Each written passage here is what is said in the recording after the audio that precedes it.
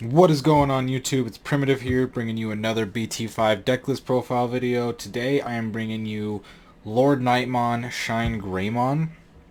So before we get into the deck list, let me go ahead and talk about why you would want to play Shine in this deck.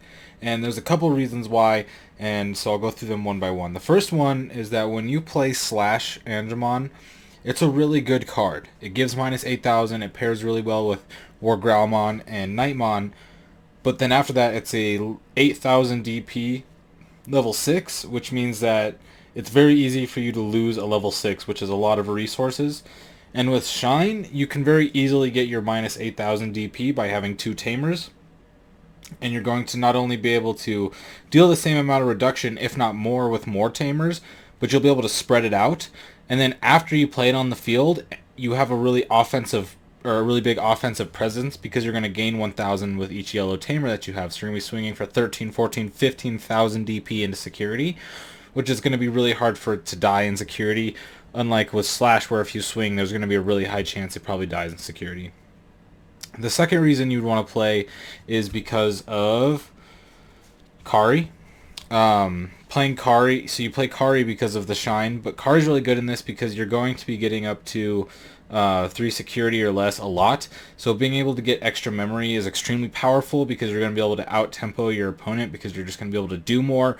You're going to be able to leave them with less memory while developing more. And overall, it just, when you have 2 or 3 of these on the board with your TK and you're just automatically going to 4, 5, or 6 memory every single turn, it's really overwhelming for your opponent. And so I'm a really big fan of Kari just because of how overwhelming it could be and how much free memory you can get each game. Like one Kari can give you 7, 8, 9 free memory per game. And then if you double that or triple that with the extra Karis, it adds up to being a lot of extra value. And then the other reasons that we want to play this are the Yellow Rise and the Red Rise inheritables. This one's going to give you security attack +1, which is really powerful with any of the level 6s that we have. Just because you're going to be able to get an extra security check, you're going to get a lot more offensive pressure. And then the Rise Greymon, this one's going to play your TKs and get the on-play effect, which is extremely powerful, but also when you attack, you're going to be getting minus 2,000 DP reduction, which is just extremely insane, especially when you're attacking with Greymon. So when you're attacking with Greymon, you're going to be able to essentially give minus 4,000 with Rise on top of all the other DP reduction that we have, or you can swing for security attack +1. So overall, it's a really, really, really strong support package to Lordknightmon while also giving you a control-ish style game plan. So with that being said, let's go ahead and get into the deck list. So for our eggs, we're going to have 4 Pikmon and 1 Upamon. 4 Pikmon, I don't think I have to explain too much. This card is absolutely insane. You're going to be giving all kinds of DP reduction in a deck that already has an insane amount of DP reduction. I just play 1 Upamon. I think it's the 5th best egg. You could play a Codymon to have a full minus 1k DP lineup, but I do like having the draw sometimes. It does come in clutch sometimes. Sometimes it's really hit or miss, and it's not really helpful, but in my opinion, I really like Upamon. He's always there if you're going behind and you really need to catch up with some resources or anything. Although there is a decent amount of card draw, I still think Upamon as a 1-of is the best 5th egg, but I could see running Codymon here. So getting into the rookies, we have 4 Pulsemon. A lot of people run 3 Pulsemon, but I just like 4 Pulsemon. I think it's an insane card. It's super flexible, being either a draw card or play for 2 or do both. It's super versatile. I don't know if people are playing 3 because they don't have 4 or if they think 3 is optimal. I want to see this card as much as possible, or I want to see it consistently. And so I like 4. I just think it's really good. I think it's the most versatile rookie that we have. And just being able to combo this, depending on how your security is going, is really, really powerful. Then we have 4 of the starter deck Padman. This one's just really good. There's so much DP reduction in this deck that it's just giving us more memory. Same thing with Kari. Free memory is a lot of value. It also allows you to play ShineGreymon for without passing your turn if you're just at 3 with TK. So Padman just really supports this deck. There's a lot of DP reduction. It supports Shine really well. It's the card that you want to go onto your egg the most. You don't really want to play this off of Lordknightmon's effect, but when you do, it's okay. You can still go into a 1 to Digivolve level 4 on here, but for the most part, this is the card you want on your egg, but it's still really powerful because you're just going to be very consistently getting free memory from this card. Next, I'm playing 3 Starmons.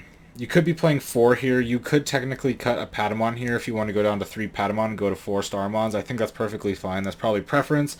I think Padman is insane. Starmons is obviously insane, and I'm not going to discredit it. I just think the consistency of this card is super high with this deck, so I like it at 4. But if you prefer going 4 here and 3 here, that's perfectly fine. But yeah, not much to say about Starmons. It's just extremely good. I think it's better at 4 when you're playing the Andromon package, which I am not, just because you flood the board a little bit more. So if I was playing the Andromon package, I would be definitely playing 4, but without it, I think you just play 3. It's just consistent enough of a card, and it's cheap enough of a removal where it can really help you early game and give you a lot of good momentum shifts. Then we're playing 2 Codymon. Codymon's really good. I'm not the biggest fan of Codymon just because I've whiffed off of it so much in most of my Lordknightmon decks. Although you hit it once, sometimes you get 2 off of it. Whenever you whiff off this card, it just feels really bad. Although I will say that this is the anti-brick card because you're going to play this and you're going to search out stuff that you need. It could be your level 4, it could be your level 5, or your level 6. So it's really powerful, and I really like it, but I just am not as impressed with this card as I am with a lot of the other rookies. You could technically go down to the 3 Pulsemon that I was saying a lot of people do, and you could play a 3rd one here because they are kind of the same recycling. It's not as flexible as Pulsemon, but I just really like this at 2. I've been considering going up to 3, but I will say I think this is probably the least crazy rookie that we have. Like, it's really good, but it's probably the weakest rookie, which is, I mean, just tells you how crazy yellow is. But this card, I think you have to play at least 2 just because it's a pretty anti-brick card. It lets you search for up to 2 cards, essentially. And it's just, yeah, getting your Lordknightmons more consistently. And then to top it off, we play 1 Lucemon. I don't play the Andromon package in here, which makes me a little hesitant to run Lucemon when I'm not, but Lordknightmon's effect is just so consistent in itself that playing 1 Lucemon I think is fine. This card's just so good when you get it off. You're going to recover, you're going to play a 10k. It's an incredible amount of value.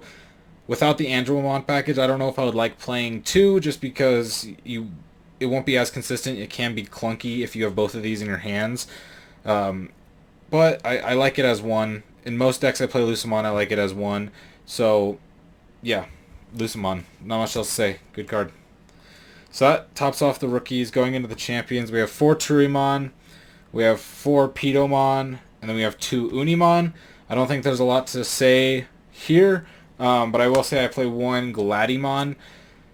A lot of people weren't playing Unimon and playing Gladymon instead. I like Gladymon as 1. It's the card where when you play this, most of the time you're only going to be able to get 1 card out of this. So if you play a second one of these in the same game, then you're probably not going, it's probably going to be a failed effect. So I think you only really want to play 1 of these. So I was more impressed with Unimon and having more consistent blockers against early game aggression so that you can stabilize later, or just in general, not even just against aggro decks, just anything you get to stabilize, and then you can overwhelm the board later. So with Gladymon, I just kind of like it as 1. It's a good card. It's kind of like TK. So it's a good card to just play. If it works, it works. It's great. If not, then you play it a level 4 for 4 memory, and then you can just go into your Rise or War Greymon or War Groumon, which you probably don't want to go into War Groumon here, but you can. And then, yeah, I guess that there's not really much else to say there. Going into the level 5s, let's go into 4 Nightmon. I think this is obvious. If people might play 3 Nightmon, I think this card's just too good to not play 4. When you're swinging with a Lordknightmon, you most of the time want it to be this or like Lucemon. So you want to play this very consistently so you can go Nightmon and then you can go Shine over it if you need to, or even another Lordknightmon over the Nightmon itself. But I think you play 4 Nightmon. I don't think there's much to say there. It's an insane card. Then we're playing 2 War Groumon. I would like to play more, but with this specific list, to fit the 3 Rise, which is how many Rise I wanted to play, I feel like I had to cut a 1 War Groumon. So we're only playing 2. I think it's worth it considering what we're cutting it for and how it's going to work with the whole game plan of the deck. But this card's just insane, so having to cut 1 does suck, but yeah, we're at 2. Then we have 2 red rise and 1 yellow rise, as we saw earlier. I normally was a big fan of 2 yellow rise and 1 red rise, but in this deck, since Crusadermon is so much more, or Lordknightmon, sorry, is so much more aggressive, the security attack +1 inheritable that I valued so much isn't as important. I think it's more important to get the DP removal, as well as being able to get the effect off of your TK is just great, but this inheritable is just better. But any deck that plays Kari, I think playing Rise is fine, because since you don't get the on-play effect, you can just go into this and you can play Kari for free, and then you have a Kari out, you have an extra Tamer, and you don't have to feel bad because you didn't get an on-play effect. So I like 2 and 1. With how many Tamers we're playing in this list, I think 3 Rise is correct, because we're not a full Shine package as you're about to see. So we have 4 Lordknightmon here. I think that explains itself. It's a really good card. Looking at all of the cards that we have in the back, we have a lot of stuff that supports Lordknightmon. 4 Nightmon, the 4 Pulsemon, the Starmons, the Lucemon, all that stuff goes great with Lordknightmon attacking. So playing 4 just makes sense. It has to be the main engine of the deck. The reason why I'm playing Shine with Lordknightmon is because I think full Shine isn't going to be where ShineGreymon will shine. Haha. I think it's going to be best with Lordknightmon because you're going to have this amazing aggressive package while also having a removal package. So playing 4 Lordknightmon as your main mode while having Shine in the back, I think is going to be maybe not the best way, but I think this is a good start onto getting Shine's full potential of this format. So then we're playing 2 Shine. We're only playing 2 Shine because we're playing 6 Tamers and 3 Rise, so that's pretty much the Shine package. But like I said, I've been explaining, the reason you play Shine is because it's a more aggressive slash. It does cost 1 more to Digivolve, but it's going to be better in security. It's got better effects if you have more than 2 Tamers, as well as it's going to be more aggressive because you're going to be able to swing in, and most of the time you're going to be able to survive, which is going to give you, so you can be able to be offensive and then go into Valderarm later, as to where Slash just kind of will sit there, and then eventually Valderarm. So like I said, normally I'd play 2 Slash right here, but in this list you play the 2 Shines because with more than 2 Tamers it's a better clear, and just overall it's more aggressive in every scenario, and even technically better defensively when it's in security. And then we play 1 more Greymon. The reason we play 1 more Greymon is just because the ability to clear while also lowering our security count if we need to get below 3 or below security. And also, like we saw, we have the 1 yellow rise, so you do have the potential to swing for 4 security in 1 turn with War Greymon, or swing and give -4 DP with red rise. So 1 War Greymon just because I like playing 7 level 6s. There's not enough Tamers to go 3 Shine in my opinion. It can be too clunky. And so War Greymon gives you still removal while being highly aggressive and contributing to your 3 or less security game plan. Then we have 2 Valderarm. I think 2 is just correct. I wouldn't play more. I've tested 3. It felt super clunky. 2 even sometimes feels clunky, but 2 gives you enough consistency to where you'll see it. And there's a lot of matchups where if you just Shine into Valderarm, you don't win the game, but you're so far ahead that it's going to take a lot of good draws and potentially just something crazy to happen for your opponent to come back, because even when they clear this, you're going to gain 3 memory. They're going to have to spend a lot of memory to clear this, so they're going to spend a lot of memory, give you extra memory, and then you're just going to come back and use all that memory to build up something big again, and potentially just Shine them again and get away, remove whatever they played out. So 2 Valderarm is insane, and it makes your opponent do super desperate plays to get rid of it some games, or else they'll just continually swing into this until you win the game. Now getting into the Tamers, we're playing 3 TK and 3 Kari. I like this ratio because Kari is just really good. A lot of people, I think, maybe don't respect Kari as much as I do, but Kari is just a really, really, really fantastic card. Being able to get the free memory that you get from this card so consistently is extremely powerful. You're going to get a lot of free memory over the course of a game off this card. And then I just play 3 TK because, one, TK is a good card to hard play maybe twice per game, but not so much that many more times. I do like playing 4 for the consistency, but with 3, I feel like I get it consistently and out enough to where I'm going to get it out early in the game. And even if I don't get the effects off of it, I'm really just trying to get the memory so I don't get choked and make sure that I'm able to make all my plays. And like I said, shine with Padman on top of it so that we can shine and it still be our turn. And you just want TK out. I'm not super worried about his effect. Yes, his effect is amazing, being able to search security, and I want to get that out all the time, and that's why we play 2 Rise. But mostly I just want him out for his memory, so playing 3 gives me the consistency enough, and then once I have one of these out, then Kari becomes way more valuable, because then it's going to stack off of TK as to where the TKs aren't going to stack on top of each other. So 6 Tamers is just something that I ran a lot in BT4 with my...